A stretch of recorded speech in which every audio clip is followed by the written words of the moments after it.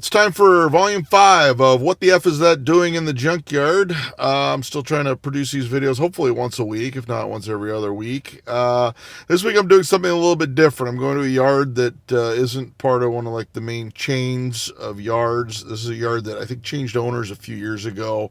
I actually bought a 1969 Ford Country Squire wagon out of here. They do processing of charity vehicles. So back then, the old owners had a dealer license, so they could actually sell you the vehicles without putting a salvage title on it. So I bought it was a pretty gorgeous one-owner car, had the original California black plates. I think I owned that car a few years, and then I sold it to a guy who shipped it over to Germany. But now it's owned by somebody else. They still process charity vehicles through here. They sell some of them off, but now they put salvage titles on them. So as you can imagine, they probably have a harder time selling them since anyone that's looking to put money and time into a car generally doesn't want to start with something with a salvage title. And their website, they don't tend to really update it with what they have currently out in the yard. So I'm kind of flying blind here. We'll see what's out there. I'm sure I'll find something interesting and I'll shoot it and I'll put it right here. And so here we go, volume 5 of What the F Is That Doing in the Junkyard. Okay, so here's one on the for sale line, something that was probably either donated or junk. This is a 1970 Pontiac Le Mans. Obviously, it's seen better days. This is 2477, then scribbled on the windshield is 1999. It's got the center console, bucket seats. It's got a lot of rust on it. It's pretty bad rust-wise. I don't know, probably could make a good GTO clone. The real valance is shot. Trunk lid is pretty rusty. So, I don't know, let me know what you think.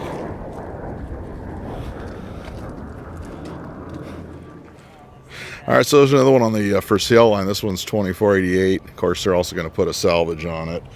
It's got a lot of like rattle can red and white on it.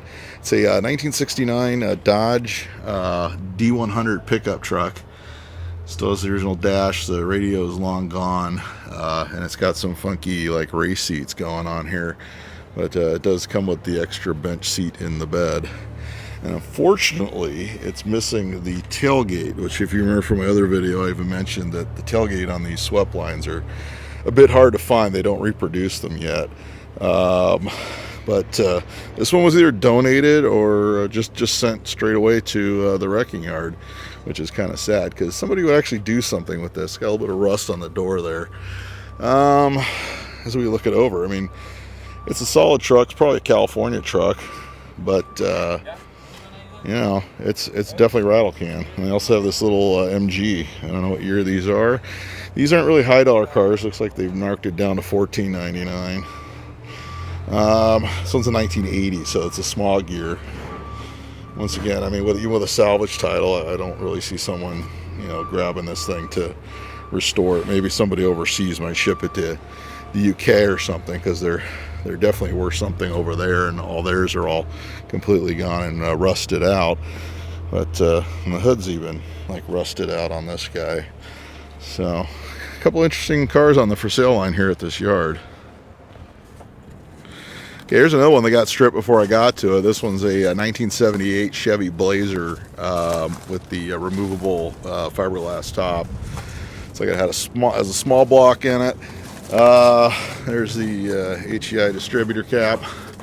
Already been stripped. I mean, but if you look, this vehicle was not rusty at all. Once again, it's a 78. Gets smogged in California, which is probably once again how it wound up out here. Unless, who knows, but most likely when it was complete it would have been saved, even in California, because these are getting to be kind of pricey and very desirable. I'll show more of the inside with some of the seats and the dashboard. And someone took the windows out of the hardtop, or at least the side window. And even the doors, I mean, look at the bottom of the fenders. This Blazer was very, very, very dry, so most likely it wasn't too bad when it got here. Okay, so this one looks like it's been here a while, but so it's already been pretty well stripped, but this one's really, really rust free, so I decided to shoot it anyway. The guys that are back east are going to cry over this one. This is a 76 Ford F100. It's got a 300-inch 6 in it, so those things were pretty indestructible. And these fenders are really good. They're not rusty along the bottom. It's got the normal roof rust, which you find in the F-Series of that era. Actually, it's probably like, that's probably actually above average for one of these. And the cab corners don't look that bad. I can't get inside because someone took the door handles already and then they slammed the door shut. But it's been pretty well gutted. Let's have a look here. I mean, the bed looks like it was super straight and rust free. Probably a California truck once again. Come around this side. And come over here. It did have a dent in the passenger door, but those are available. You can find those. So once again, the cab corner's not bad. So probably was a savable truck, but it's a 76. So here in California, this is a smog year. I'm guessing this thing probably wound up getting scrapped just because somebody just didn't want to have to deal with smogging it anymore. All right, so if you remember my video from a couple weeks ago, we had a 65 Mustang. Well, here's a 1966 Mustang. This one's already been pretty well picked over. As you can see, someone got the full lower part of the car, including the rockers. So the rockers must have been in good shape. Floor pan looks like it was pretty rusty. Obviously, everything metal is available for these. Looks like the radiator's still here. And it's a small one, so I'm guessing it was like a 6-cylinder car, probably like a 170 straight 6. And a lot of stuff's gone off of it. But, I mean, it's amazing to see these pop up at a self-service yard. Because, I mean, like I said, everything's available for it. All you really need is a car, and you can pretty much build one of these now. And, I mean, this is like really almost like seeing a 57 Chevy Bel Air or something at a self-service yard. And as you can see, I mean, people know these are desirable, so they grabbed a lot of the stuff off of it. I'm going to try to show in here exactly what's going on. Looks like the driver's floor pans weren't in bad shape. Still has one of the original bucket seats. The other one's long gone. And let me show the lower rockers here. Not rusty at all. And of course, someone grabbed the fenders, so they were probably in good shape. Really, really sad to see something like this wind up getting scrapped. Okay, so this one's pretty obvious. This is why it's actually in the junkyard, but I'm going to show it anyway. This is a 1970 Oldsmobile Cutlass 2-door hardtop. So if you look, this thing was involved in a pretty hard front-end collision. You can see the frame is pretty well buckled, as well as the firewall. You can see this car even had headers on it, so it was probably somebody's hot rod, and I think maybe they got a little too anxious on the throttle and wound up getting in a front-end collision with it. Of course, the windshield's even cracked. But I mean, even though it was obvious why this car wound up getting scrapped, it's still pretty amazing to see one at the wrecking yard, a 70 Cutlass 2-door, especially a 2-door hardtop, since it is a desirable car. But with the front end damage, it's not one that I could honestly see anyone saving, unless it was like a 442 or something like that. But it doesn't appear to be a 442. It looks like it was just a standard Cutlass 2-door hardtop.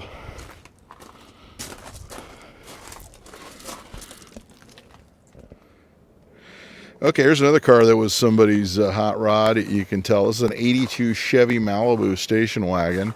As you come over here, you see a lot of performance parts stickers under the hood. You can see that the whole AC and heater core and all that are blocked off by a piece of sheet metal.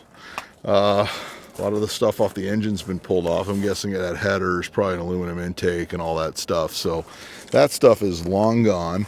Also, Junkyard noted there was no catalytic converter, so definitely probably an illegal car on the street. Maybe they couldn't get someone to quote unquote smog it. But I mean, not in the best shape, but kind of interesting because it probably was somebody's street sleeper car. And of course, the rear tires are completely bald. So I'm guessing they did a lot of burnouts with this car. But still, not a car you see very often in the wrecking yard.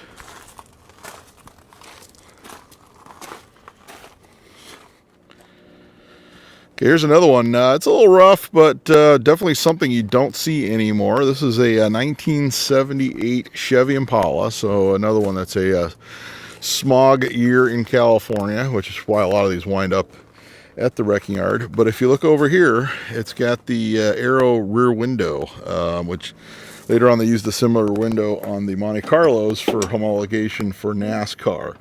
This one being a Impala Coupe. These are kind of rare, and they're popular among the lowrider and donk guys. The seats actually don't look too bad. Let me see if I can find an odometer reading. Shows 83,000 miles. Might be 183,000. This thing isn't really that clean. Someone took the rear window trim, but left the rear window. Those rear windows are impossible to find if you actually need one, as you can imagine, since it's a unusual piece of glass. It's got all the Chevy hubcaps in the trunk. Those are there. Of course, everyone that winds up buying one of these winds up putting rims on them anyway. But I mean, not super straight. Looks like it was repainted. The clear coat's coming off pretty hard. A little bit of rust up here. That's about the only rust I've found. But would have it been saved? I honestly don't know. I don't think so. But still interesting to see a 78 Impala with the Aero style rear window. Because, I mean, these, you just don't see these anymore.